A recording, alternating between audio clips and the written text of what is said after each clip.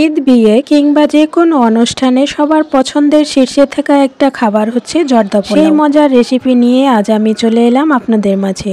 Hello everyone, আসসালামু আলাইকুম। সবাইকে কেমন আছেন? সবাই আশা করছি ভালো আছেন। আলহামদুলিল্লাহ, আমিও খুব ভালো আছি। জর্দা বানানোর জন্য আমি এখানে একটা পাতিলে সামান্য গরম মশলা দিয়ে দিয়েছি।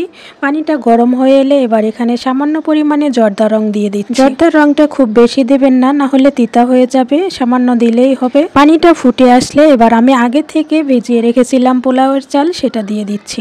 আমি এখানে প্রায় 250 গ্রামের মতো চাউল নিয়ে নিয়েছি। আপনারা আপনাদের প্রয়োজন অনুযায়ী নিয়ে নেবেন। এবার আমি এই চাউলটাকে প্রায় 80% সিদ্ধ করে নেব। 80% সিদ্ধ হয়ে এলে একটা ছাঁকনির সাহায্যে আমি এবার চালগুলোকে উঠিয়ে নিচ্ছি। চাল সিদ্ধ করার সময় কমলার খোসা দিলে ফ্লেভারটা খুব ভালো আসে।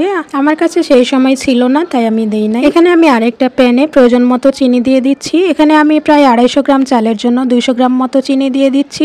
আপনারা যে পরিমাণে মিষ্টি পছন্দ করেন সেই অনুযায়ী চিনি দিতে পারেন। 2 কাপ পরিমাণ চিনির ক্ষেত্রে আমি এখানে 1 কাপ পরিমাণ পানি দিয়ে দিয়েছি। এতে সামান্য লং এবং এলাচ দিয়ে দিচ্ছি। এবার এটা ফুটে এলে আমার সিদ্ধ করে রাখা পোলাও চাউলটা দিয়ে ভালো করে নেড়ে চেড়ে মিশিয়ে নেব। গরম মশলাটা যে কোনো একবার ইউজ করলেই হয়, কিন্তু আমি এখানে যেহেতু অল্প অল্প দিয়েছি তাই 2 বারই দিয়েছি। পোলাও, জর্দা কিংবা বিরিয়ানি ঝরঝরে করার একটা গুরুত্বপূর্ণ টিপস হচ্ছে চালটাকে মিনিমাম 1 ঘন্টা ভিজিয়ে রাখবেন রান্না করার আগে। এবার আমি এটাকে ঢাকা দিয়ে মিডিয়াম আঁচে আস্তে আস্তে করে রান্না করব আর ভালো করে নেড়েচেড়ে মিশিয়ে দেব। এই জর্দাটা আমার কাছে দেখতে এতটা ভালো লাগে যে মনে হয় দেখেই অনেকটা শান্তি। আচ্ছা, আপনারা কে কে জর্দা খেতে পছন্দ করেন অবশ্যই কমেন্ট বক্সে জানাবেন। জর্দা রান্না করার সময় চুলার আঁচ কখনোই বাড়াবেন না, একেবারে মিডিয়াম আঁচে রান্না করবেন।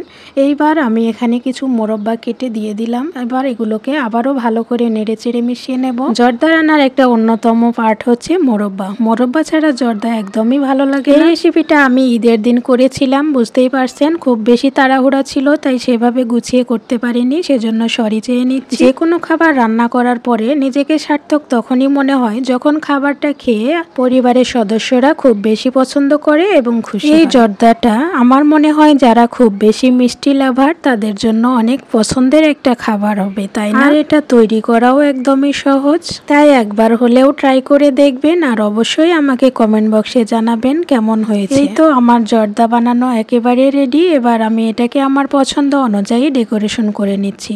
এখানে কিছু পরিমাণ কাজু, কিশমিশ এবং বাদাম দিয়ে সাজিয়ে নিচ্ছি। এরপর জর্দার অন্যতম একটা আইটেম হচ্ছে এই ছোট মিষ্টি, আমি সেগুলো দিয়ে নিচ্ছি। আমার তো মনে হয় জর্দা খাওয়ার আগে এই মিষ্টিগুলোই সবাই আগে খেয়ে নেন, তাই না? আমার রেসিপিগুলো আপনাদের কাছে কেমন লাগে অবশ্যই কমেন্ট বক্সে জানাবেন। আজকের মতো চলে যাচ্ছি, আবার আসবো নতুন কোনো রেসিপি নিয়ে। সেই পর্যন্ত সবাই ভালো থাকবেন। আল্লাহ হাফেজ।